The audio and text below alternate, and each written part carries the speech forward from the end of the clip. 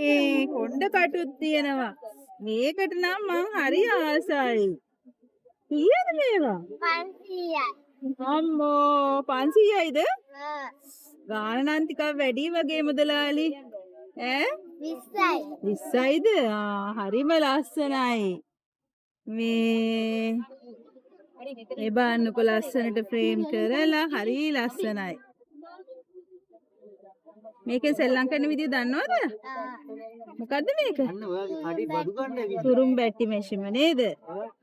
හරි ලස්සනයි ඈ. නිර්මාණ ටික ඔයාගේ ටීචර් කොණ්ඩ කට්ටක් ගන්න එන්නම් හොඳද? හරි ලස්සනයි. මේක කොහොමද කරේ?